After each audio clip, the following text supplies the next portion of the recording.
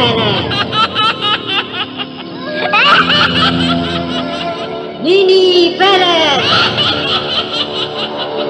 Nini Pelet.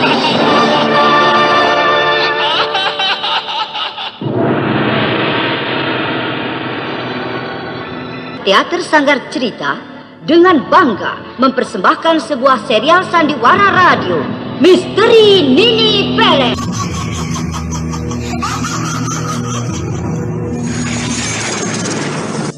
Cepat kau serahkan seruling itu. Benda itu tidak pantas jadi milikmu. Kalian pikir aku akan sebodoh itu menyerahkannya? Ayo, ambillah kalau kalian sanggup. Rebutlah seruling ini dari tanganku.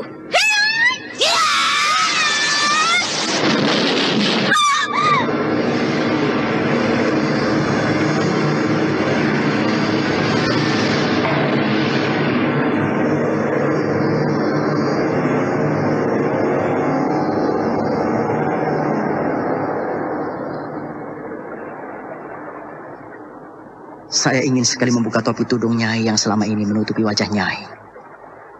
Saya ingin sekali melihat wajah Nyai. Jangan, Tuan. Tidak. Saya tidak mau Tuan Restu membuka topi tudung saya. Nilam.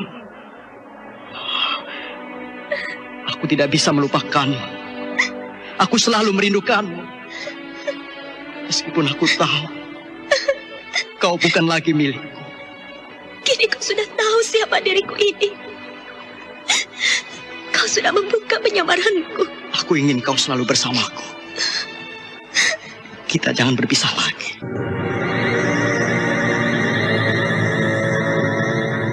Misteri Nini Pelet. Kali ini mempersembahkan episode ke-16 dengan judul Gadis Siluman. Naskah karya Ari Hidayat. Teknik dan montase Mokam Metal. Dengan sutradara Dian Pertiwi. Gadis Siluman. Suatu kisah petualangan menegangkan tentang munculnya siluman penunggu Danau Limus yang sering menyebarkan bencana. Diseling dengan kisah pertemuan Restu Singgih dan Nilam Cahya yang mengemban tugas mencari sebelah lengan bayinya yang dicuri Nini Pelet. Dalam seri yang ke-10 ini didukung oleh Hana Pertiwi sebagai Nilam Cahya, Billy Burhan sebagai Sentanu, Endang sebagai Mak Jamrong, Beni sebagai Kitekun, Arya sebagai Bapak Bidari, dan Susi sebagai Nurani. Pengantar cerita Eli Kusuma. Selamat mendengarkan. Mak Buyut, Nyai Lulur kenal dengan dia. Saya pernah tinggal di rumahnya, Mak. Bukankah Mak Buyut itu adik kandung Mak Jamrong sendiri? Kau pasti sudah mendapat cerita banyak dari dia. Aku memang kakaknya. Tapi aku sudah tidak mau peduli lagi tentang dia. Dia mau apa? Itu terserah keinginannya. Aku sudah tidak mau turut campur urusan dia. Dan Nurani itu, bukankah dia cucu Mak Jamrong juga? Nurani? Aku juga sudah tidak mengurusi gadis itu. Dia sudah kotor. Bukan gadis lagi. Aku tidak suka orang macam itu. Apalagi dia seorang wanita yang seharusnya bisa menjaga kehormatannya. Aku sangat menyesalkan Nurani. Mak Jamrong juga sudah tahu tentang hubungan Nurani dengan Sentanu? Sudahlah. Aku sesungguhnya sangat tidak menyukai mereka. Dulu, aku kenal Nurani, gadis yang baik, lugu. Dia juga cantik dan banyak disukai laki-laki. Tapi buat apa semua yang dia miliki itu? Semua itu palsu. Aku benci kepalsuan. Nurani gampang terpengaruh. Begitu mudahnya dia menyerahkan kegadisannya pada Den Sentanu. Sesungguhnya juga, aku sangat tidak suka pada Den Sentanu. Walau dia baik padaku, dia sudah menjadi pimpinan desa ini. Tapi wataknya sangat tidak aku sukai. Kenapa begitu, Mak? Kalau aku cerita, hanya akan membuat Nyai Lulur yang mendengarnya bekal hati. Bukankah Sentanu sangat dihormati di desa ini? Dia boleh bangga dengan kehormatannya. Dia boleh bangga dengan kekayaannya, tapi dia menari di atas penderitaan orang lain. Banyak keluarganya yang menjadi korban keserakahannya. Dan Sentanu sangat rakus. Aku hanya berusaha mengimbangi wataknya saja. Saya tahu pribadi Sentanu. Itu pun dari cucu mak juga. Juga Mak Buyut. Dia memang laki-laki bajingan wanita. Bukan itu saja, Nyai. Dan Sentanu juga orang yang kejam. Dia licik. Orang tuanya sendiri diusir dari rumahnya itu tanpa sebab yang pasti. Dia masih punya orang tua, Mak. Ibunya sejak lama tiada. Kini tinggal bapaknya yang bernama Ki Tekun, yang telah diusir itu. Dan yang sangat kejam. Dan Sentanu juga sampai pernah membunuh pamannya sendiri. Pamannya telah dibunuh? Nyai Lulur, kau sudah terlanjur aku beritahu rahasia itu. Kuharap kau jangan membuka semua itu. Saya akan menjaganya baik-baik, Pak. Saya sangat berterima kasih. Mak Jambrong begitu jujur bercerita pada saya. Saya ambil cerita itu untuk saya perbaiki keburukannya. Bagus. Lalu, pamannya yang dibunuh itu, Mak? Dia adalah bapaknya Bidari. Bapaknya Bidari? Siapa Bidari itu? Dia seorang gadis cantik yang dipaksa Den Sentanu untuk mau jadi istrinya. Tapi Bidari menolak. Semakin nyatalah sikap bajingannya Sentanu. Sudah merusak kehormatan Nurani. Diam-diam dia akan kawin dengan Bidari, saudara sepupunya. Malang sekali bapaknya Bidari itu. Hingga kini aku menutup rahasia pembunuhan itu. Karena akulah orang satu-satunya yang malam itu melihat pembunuhannya. Malam itu, ketika aku sedang berada di suatu tempat, saat aku akan kembali ke kubuku ini, aku melihat Den Sentanu tengah bercakap-cakap dengan bapaknya Bidari di sebuah jalan di antara rimbunan pohon. Saya sudah habis kesabaran, Paman. Kinilah saatnya saya harus meminta jawaban Paman. Apakah Paman bersedia Bidari saya lamar? Atau rumah dan isinya milik Paman berpindah menjadi milik saya sebagai ganti rugi hutang piutang Paman pada saya? Paman mohon kau bersabar, Sentanu. Paman pasti akan melunasi utang-utangmu. Kau tahu, semua uang yang kau pinjamkan pada Paman, semua Paman gunakan untuk memenuhi kebutuhan keluarga Paman. Juga kepentingan desa kita. Tidak Paman sendiri yang memakannya. Dan soal Bidari anakku, Paman tidak bisa memutuskannya. Itu semua berada di tangan Bidari. Dan sebagai pamanmu, aku senang jika kau ingin memperistri Bidari karena menambah keeratan keluarga kita. Tapi Paman perlu bicara dulu pada Bidari, Sentanu. Ini permintaan saya bukan yang pertama kali, Paman. Bukankah sudah sering saya memintanya pada Paman? Kalau saya menginginkan Bidari jadi istri saya. Tapi Paman selalu mengelak, menunggu Bidari. Itu terserah Bidari. Semua ada di tangan Bidari. Ya, kalau Paman jawab setuju, bagaimana dengan Bidari? Paman rasa sudah cukup dulu, Sentanu. Kalau caramu memaksa, Paman malah tidak suka. Dan aku tidak izinkan Bidari menjadi istrimu. Aku permisi, Sentanu. Paman! Waktu itu, Sentanu tidak mengejar bapak Bidari. Tapi tanpa diketahui bapaknya Bidari, Sentanu rupanya mengeluarkan sebilah pisau dari balik bajunya. Dia kemudian, aku lihat berlari melalui semak-semak.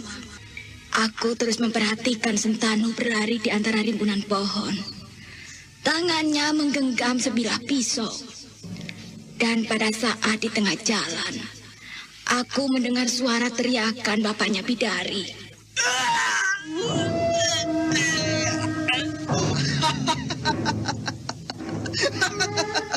Mampuslah kau. Kini aku puas. Anda sekarang masih mendengarkan Sandiwara Radio Misteri Mini Pelet di channel Memori 80. Anakmu Bidari harus jadi istriku. Dia harus kawin denganku. Denganku! Sentanu lalu menarik mayat bapaknya Bidari itu. Mayat itu dibuang di Danau Limus. Tak ada orang yang tahu kalau aku telah membunuh bapaknya Bidari. Aku sengaja membuang mayatnya ke danau itu, biar semua orang mengira kalau dia mati tercebur ke danau itu. Nah, Begitulah kejadian yang sesungguhnya, Nyai Lulur. Sampai kini, pembunuhan itu tidak pernah ada yang tahu. Kejam sekali Sentanu. Lalu, bagaimana kabarnya atau nasibnya Bidari itu sekarang, Mak? Sejak kematian bapaknya, Bidari menjadi sering melamun. Kemudian, Nyai Mojang, ibunya itu jatuh sakit. Sakitnya aneh.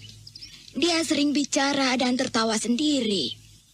Aku pernah menengokinya. Kalau aku duga, Nyai Mojang hanyalah tekanan batin karena keadaan keluarganya. Dia tidak gila. Tapi semua penduduk menyangka kalau Nyai Mojang sudah gila. Kasihan. Ingin sekali saya membantunya. Jangan sekarang, Nyai. Nanti malam, kau akan aku ajak melihat Nyai Mojang ke rumahnya. Aku tidak ingin kita diketahui orang lain.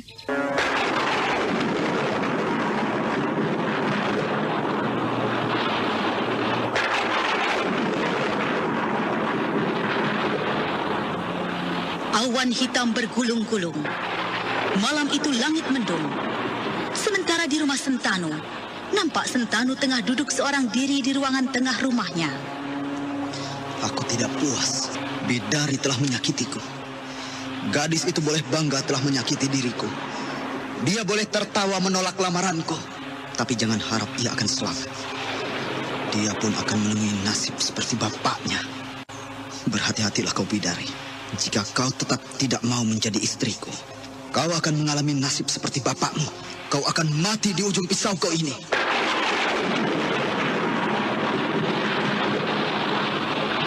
Sentanu mengeluarkan sebilah pisau dari balik bajunya. Pisau itu dia genggam kuat-kuat. Matanya merah.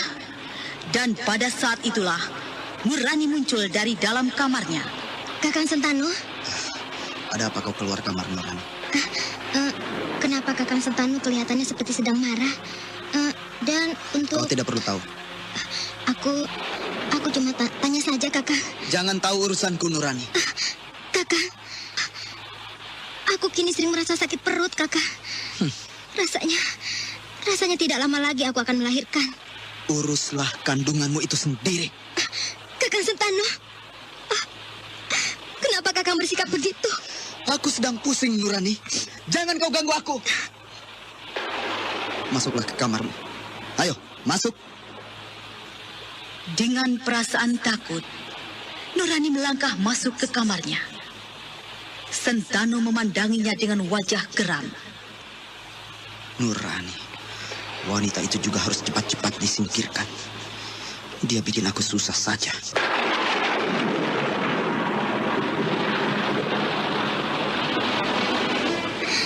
Kenapa Kakang Sentanu sikapnya berubah begitu? Aku khawatir sekali. Dia sepertinya sedang marah. Entah apa yang sedang dia alami.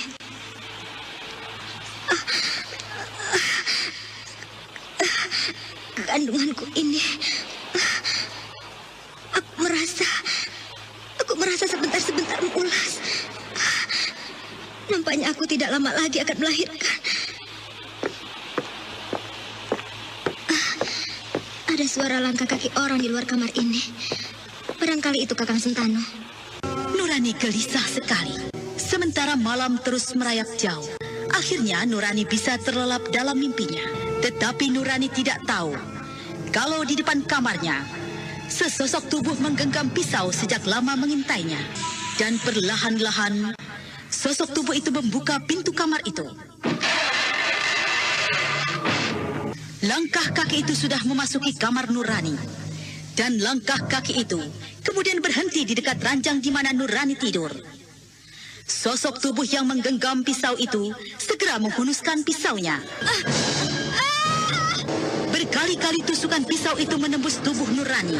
Gadis itu terkulai tidak bernyawa dan tubuhnya berlumuran darah.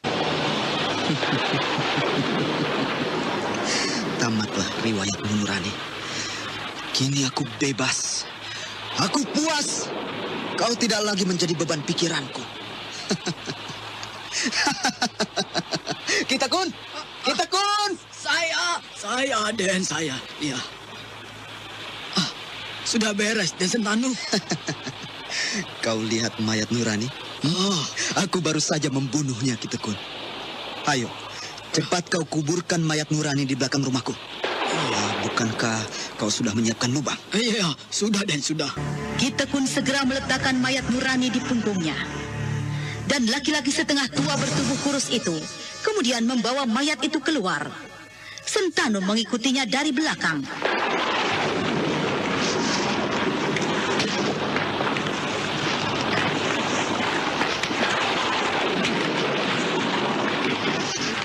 Ayo, cepat sedikit, Ki Tekun.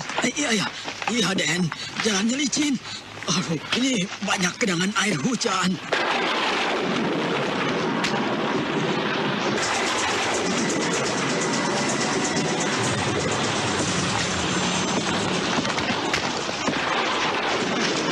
Den Sentanu, Ya, tolong bantu saya menurunkan mayat ini. Ya, nah, iya. Sudah Den, iya. Letakkan saja dulu di tanah situ, iya. ya. Saya akan masuk ke lubang kuburan itu. Ayo Den Sentanu, turunkan mayat itu. Ini, Ki Tekun. Di mana mayat ini? Hati-hati Den. Ya. Ya.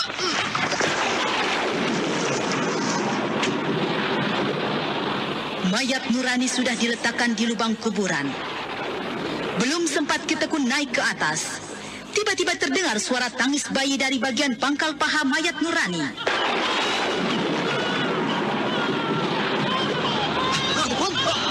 Den Sentanu, mayat Nurani melahirkan. Celaka. Kenapa mayat itu sampai melahirkan? Ki Tekun dan Sentanu kebingungan. Ki Tekun yang masih berada di dalam lubang kuburan merasa kakinya sulit untuk digerakkan. Dan saat itulah tiba-tiba sosok bayangan putih melesat masuk ke dalam tubuh mayat Nurani.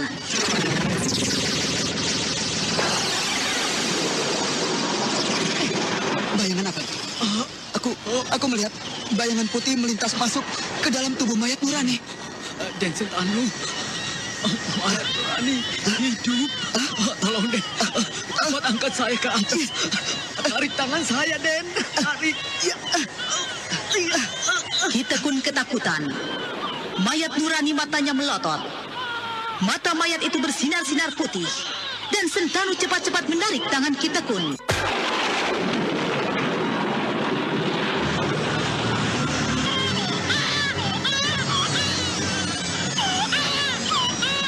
Tangis bayi terdengar semakin keras. Dan tiba-tiba, perlahan-lahan mayat Nurani bangun dari pembaringannya. Sentanu dan Ki Tekun menjadi tegang ketakutan dan mata mereka mendelik memperhatikan lubang kuburan yang ada di hadapannya. Di dalam lubang kuburan itu, mayat Nurani melahirkan seorang bayi.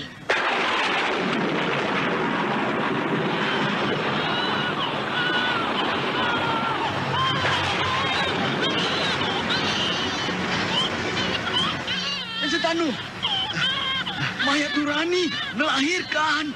Mayat itu hidup. Mayat Nurani hidup? Mustahil. Mayat Nurani bangkit dari dalam kuburan. Tidak. Suara tertawanya tadi aku dengar. Suaranya aneh. Itu bukan suara Nurani. Itu bukan suara Nurani. Den, lihat itu. Mayat Nurani melayang-layang menggendong bayinya. Tidak. Mayat Nurani dan bayinya kenapa hilang? Kenapa hilang? Mayat itu hilang. Aneh. Mayat Nurani dan bayinya lenyap tanpa bekas. Dan pada saat itulah, mendadak muncul seorang nenek bungkuk di belakang mereka. Oh, Sentanu. Mak Buyut? Mau apa Mak Buyut datang ke desa ini? Mak Buyut celaka. Mak Buyut, Nenek Nurani. Oh, dia pasti tahu kejadian tentang Nurani cucunya. Ki Tekun, timbun kembali lubang kuburan itu sampai rapi seperti semula. Iya, baik Den. Sentanu kemudian pergi. Dia tidak lagi mempedulikan Mak Buyut yang masih berdiri di tempatnya. Lalu Mak Buyut pun meninggalkan tempat itu. Siapa sebenarnya nenek bungkuk itu? Dan Sentanu sepertinya sudah kenal dengan nenek itu. Tapi kenapa Dan Sentanu seperti tidak mempedulikannya?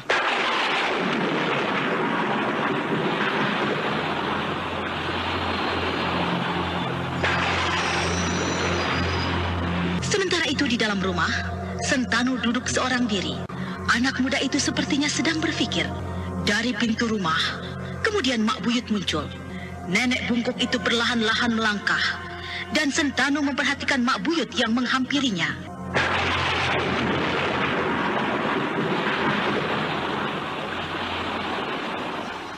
Kenapa Mak Buyut tidak memberi kabar lebih dulu kalau Mak akan datang ke desa ini? Kenapa? Aku sengaja. Aku sampai sejak hari tadi. Tak seorang pun yang tahu kedatanganku. Mak sudah lama melihat saya berada di belakang rumah. Sejak kalian membawa mayat Nurani, aku sudah datang. Jadi Mak Buyut sudah... Iya, Mak sudah tahu apa yang terjadi pada Nurani. Sebelum keberangkatan Nurani menemuimu ke desa ini, aku sudah menduga apa yang bakal dialami Nurani nantinya. Lalu apa yang akan kau perbuat padaku? Kau sudah tahu, aku telah membunuh Nurani. Tak ada yang harus kuperbuat pada dirimu, Sentanu. Nurani adalah gadis yang pernah aku nodai hingga dia hamil. Dan dia adalah cucumu. Kini kau juga tahu, Nurani telah kubunuh. Kau tahu itu? Dan kau muncul tiba-tiba di rumahku ini. Kini apa maumu? Apakah kau akan membuka segala yang telah aku lakukan? Segala yang sudah terjadi di rumahku ini? Aku tidak akan membukanya. Karena kau takut padaku? Karena Nurani bukan cucuku. Kau bohong. Nurani bukan cucuku. Kau dengar itu, Sentanu? Kau bukan membunuh cucuku, tapi kau bunuh adik kandungmu sendiri. Kau tahu dari mana? Kalau Nurani adik kandungku sendiri. Hah? Kau pandai sekali, Sentanu. Rapi sekali kau bermain sandiwara. Hanya karena ingin menguasai seluruh harta warisan almarhum kedua orang tuamu. Kau lalu serakah. Sentanu, kau tega membunuh Nurani, adik kandungmu sendiri. Nurani bukan adikku. Kau jangan mungkir, Sentanu. Kau pikir aku bisa kau tipu dengan sandiwaramu? Kau pikir aku tidak tahu siapa kau? Aku tahu. Nurani bukan kau yang menghamili, tapi laki-laki kurus itu yang menghamili Nurani. Gitu kan maksudmu? Iya. Kau tahu dari mana? Nurani adalah gadis yang baik. Nurani adalah gadis yang malang. Sejak bayi, almarhum kedua orang tuamu telah menitipkannya padaku. Aku rawat Nurani sampai menjadi dewasa. Kau bunuh kedua orang tuamu demi untuk menguasai seluruh harta warisannya. Kemudian kau tidak puas karena kau tahu masih ada anggota keluargamu satu lagi. Anda Kau sekarang masih sengaja mendengarkan dekati Sandiwara Nurani Radio Misteri karena Mini Pelet di Nurani channel tidak kenal Memori siapa 80. Kau sebenarnya. Kau buat dia pingsan dan kau suruh Kitekun menodainya pada saat Nurani pingsan. Dan kau mengaku kaulah yang menodainya. Tapi sebenarnya Kitekun itulah yang menodainya. Bagaimana kau bisa tahu semuanya? Kau tahu siapa Mak Jambrong? Dia adalah kakak kandungku. Jambronglah yang banyak cerita tentang dirimu. Keparat. Mak Jambrong telah menipuku. Kau lengah, Sentanu. Jambrong sudah tahu siapa kau. Tapi kau tidak tahu siapa Mak Jambrong. Dia kakak kandungku sendiri. Rencana-rencana jahatmu sering kau ceritakan pada dia karena kau percaya pada Mak Jambrong. Kau juga penduduk desa ini hanya tahu kalau Mak Jambrong hanyalah seorang nenek bungkuk penjaga danau. Sebenarnya lah, aku dan Jambrong orang-orang kepercayaan almarhum kedua orang tuamu. Kini kau sudah puas karena tidak ada lagi orang yang menghalangimu untuk bisa menguasai seluruh harta warisan almarhum kedua orang tuamu. Kau sudah jadi orang terhormat di desa ini. Selamat atas kemenanganmu. Semoga kau puas dan berbahagia. Aku permisi.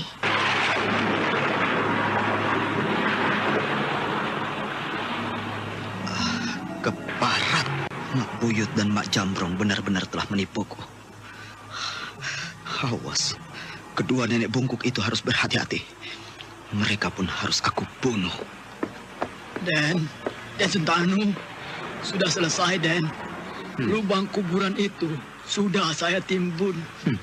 Bagus. Lalu, bagaimana dengan mayat Nurani dan bayinya yang hilang itu, Den?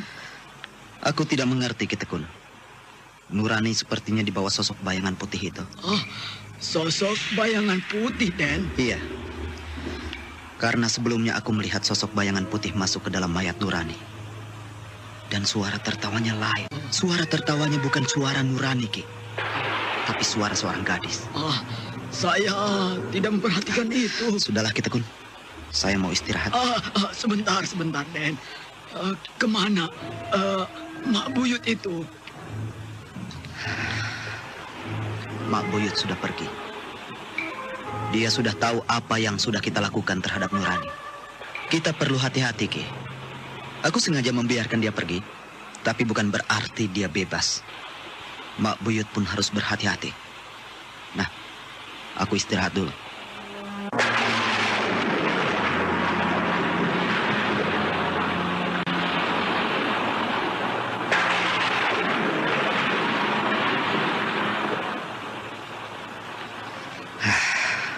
Aneh. Bagaimana hal itu bisa terjadi? Mayat Nurani bisa menghilang.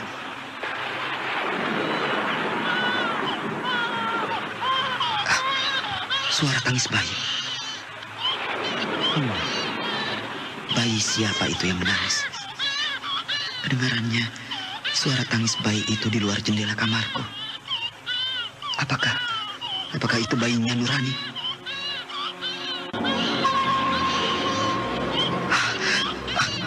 Benar. Suara tangis bayi itu dekat sekali. Sepertinya memang berada di luar jendela kamarku.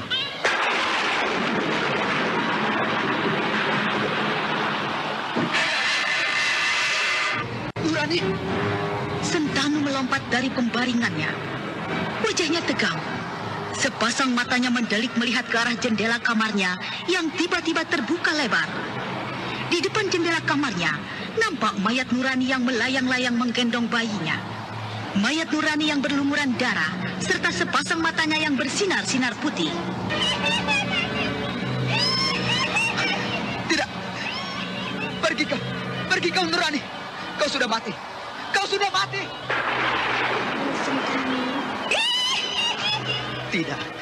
Tidak. Suaramu bukan suara Nurani. Siapa kau? Pergi. Jangan ganggu aku. Aku Nurani, Kakang. Kenapa kau takut melihatku? Tidak. Pergi kau. Jangan ganggu aku. Tidak. Kau pengecut, Kakang Sentanu. Aku Nurani. Tidak. Lihat bayi kita. Ini anak kita, Kakang. Kemarilah, Sentanu. Kemarilah dekat padaku. Tidak. Ayo, Sentanu. Pergi. Jangan ganggu aku. Kau bukan Nurani. Nurani sudah mati. Ayo pergi. Kau harus mati, Sentanu. Tidak. Kau harus mati. Tidak. Ayo pergi. Jangan. Tidak.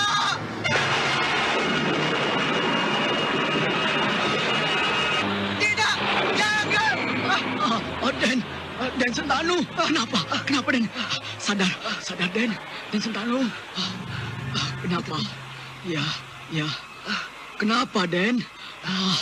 Wajah Den Sentanu pucat sekali. Den Sentanu seperti ketakutan. Aku melihat Nurani, Ki. Nurani? Ya. Di mana dia? Jendela kamar itu terbuka. Iya. Mayat Nurani muncul dari luar jendela kamarku itu, Ki. Dia menggendong bayinya. Dia kemudian menyerangku. Dia terbang melayang ke arahku, Ki. Dan aku dicekiknya.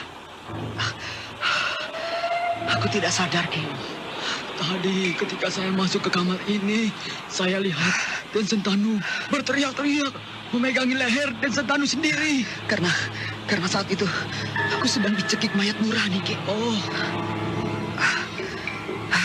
Lalu, tapi aneh, suaranya bukan suara Nurani. Hah? Suara itu suara seorang gadis, Ki.